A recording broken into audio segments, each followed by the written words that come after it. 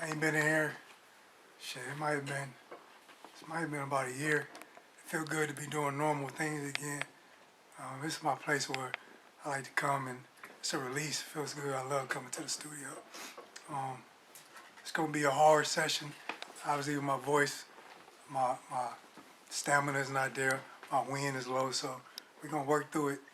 I'm gonna get it done, man. I got a lot, just talk about the situation that went, that took place.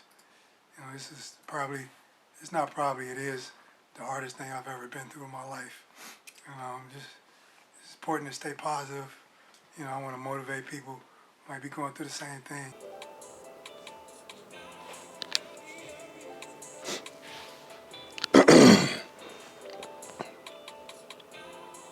Be a reason. Yeah. Gotta be a reason. Yeah. Waking up in cold sweats. Devil told me gon' rest. God told me gon' breathe. Bring it back. Just keep going through it. All right. Okay. Start it over so we can do it again. My bad. You ain't gotta start it all the way over.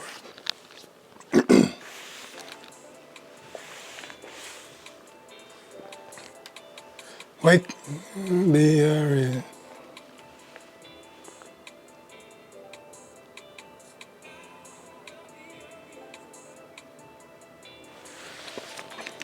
Yeah. Waking up in cold sweats. Devil tell me gon' rest. God tell me gon' breathe. Praying on my hands and knees. Whole world fell apart. Bullets almost hit my heart. Doctor said I wouldn't make it. Daughter's heart, I couldn't break it. Nurses saying hold on. City saying stay strong. My name is Tiffany. I am Frank's girlfriend, Bonnie Tank's girlfriend. How this situation affected me, it's funny getting that question because this whole situation was traumatic just for so many different reasons. And like when you experience trauma, how the mind subconsciously just suppresses certain memories and emotions. So I'm having to really think back and pull a lot of stuff out right now. But I would say overall, this experience has just made me grateful. Just grateful and very appreciative of just life, things, and people that we may have taken for granted, before all this has happened. I will say I'm more in tune and in touch spiritually and with God now, just seeing how he's pulled Frank through this ordeal, because Frank wouldn't be here today without God and his power. I feel like as far as the dynamic between Frank and I, and even Zion, like it's brought us all a lot closer. It's brought his family a lot closer. The bond with him and his mom, they've gotten a lot closer. So even though this was a traumatic experience, there has been a lot of good that has come out of it. So yeah, you gotta, when life gives you lemons, you make lemonade, man. So that's what we doing. In my mind, that's your first shit coming off of ever being back on the mic. Mm-hmm. And for me, I could hear it's like a progression. Like the first words out all that shit was difficult. Mm-hmm. You know what I'm saying? You feeling it. And then it kind of break where you like, all right, let's start this shit over again. Yeah. Even that second verse, the tone of his voice was different. Yeah. It get better. Yeah. Mm-hmm. So that's why I asked him to hold, just to hold it. So I got you. Y'all work y'all magic. Just from what I was hearing, like progression. Yeah, I got you. That's the whole thing you've been,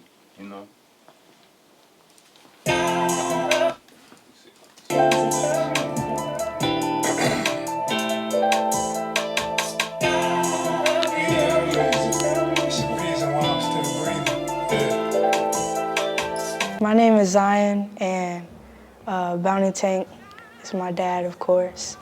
And to me, he's just strong,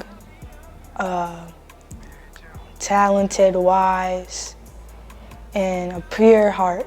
And I will say that this journey has been a process, but it helped me and my family grow and just helped us connect and helped us get closer. It was hard at first, like just keeping track of, you know, just my schoolwork and just my life. But overall, I will say that I wouldn't take this back, like the situation back. I wouldn't wish that this would go back, because this has really helped me grow mentally and just as a, you know, a better person. BTS, man. I'm tired, but I gotta put that content out for my people. We working, y'all. KDU for life. No matter what happened, don't mess with the church's money. We'll be back. Myron Jackson, I'm a Bounty Tank's brother. Just to go through the night, I got the phone call from Drico. Wife and I sleep, knocked out. I believe it was like 9 or 10 or something. It couldn't have been 10, it was about 8 or 9. Drico called me like, hey, Tank been shot. It just sent my wife and I back into a spiral. We lost our son on 8/6/23 of the year before he was shot. So here we are, once again, getting this phone call about somebody we love has been shot. We scramble, throw our clothes on, fly down to Akron as soon as we can. From the time we hit the door in the emergency room, the people at SUMA were fantastic. They were fantastic. Officer walked us upstairs to the intensive care. They come rolling my brother in. The doctor tells me, thankful to the paramedics and the firefighters at Akron for all they did for him. He lost a whole lot of blood. It was surprised he made it. From that point on at SUMA, intensive care unit, we had Danny, Maddie, and I can't recall the other nurse's name off the top of my head, but they were like 3 guardian angels. But everybody at SUMA was fantastic. You get there that night, the difference between the two nights for us was my son we didn't get a chance to talk to. So when they rolled my brother into the intensive care room, in my mind I'm delusional. I see him breathing. Well, not breathing, but I see they got him, he alive, as much as alive he can be. They had to get my okay to give him some meds. And I'm so delusional because I'm thinking, he's alive, we let him rest, come back on Monday or Sunday, this is Friday, and he'll be all right. That's lying to myself because I didn't experience this before. Wasn't able to contact moms, she was at work. Wasn't able to contact my niece, wasn't able to contact auntie. They were out of town on the plane at the time all this is going down. So finally, get in contact with everybody. Mom get to the hospital the next day like, I'm not leaving. I don't think she left hardly sleep for at least about 2 months, a month or however long. So finally, after they let us know, we weren't out the woods. Took probably I want to say a month or you know, all that time running together, but it was probably another month before they could tell us that we were out of the woods, saying that due to all the surgeries he had, the damage this damn bullet did, that they felt that he would be okay, that he would be able to survive, but with some complications due to the surgeries. For me, for Sis Trace, we was on some scorched earth shit. My mind, how could this person who's guns under disability or whatever shoot my brother? The attorney, district attorney, whoever it was, that the prosecutor, excuse me, talking about it was the castle law and all that shit when this person ain't supposed to have a gun. To me, this shit was a setup, but thankfully, my brother didn't want to deal with any of that. I'm thinking when this dude get right, I appreciate the police for doing their job. I appreciate everybody for doing their job, but we got some business to address. But thankful for him. The most thing that I've always told him I was proud about him with, you know, this bounty tank shit is cool, but I was always great that he always tried to treat people well. That was the thing I'm most proud of. No matter where he was in his life, no matter who it was, he would always try to be respectful for people. And I think that's what bothered me most about this person shooting my brother, because there was no need for that. He knew who that was. He knew his voice. Shit was a setup to me. But with that being said, he didn't want to bother with that. He said whatever legal thing that they do, we'll leave that there.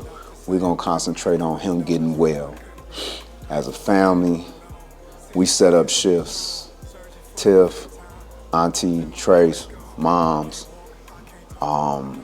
even Z, when she could. Somebody was there with him from October, the 10th or the 11th, whatever day it transitioned to the next day, until, I don't know, if it's just February, whenever he just went home, somebody been with him every damn near hour of the day from that point on. It's really difficult when you deal with the trauma of losing somebody that you look forward to seeing them grow old. To kind of have that on my plate twice has been extremely difficult. Just been extremely difficult to go through the loss of my child, and then I'm sitting here with my brother, and you know, we possibly could be losing him.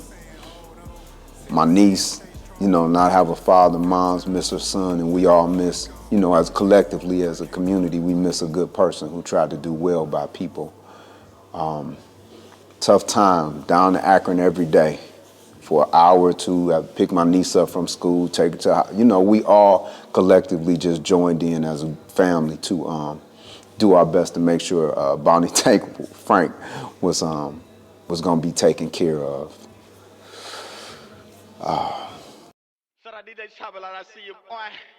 One shot, two shots, might as well make it three. Let's have a toast, the moment's only. First session back, I'm not gonna lie, guys, this was real tough for me. Every word was me pushing it out.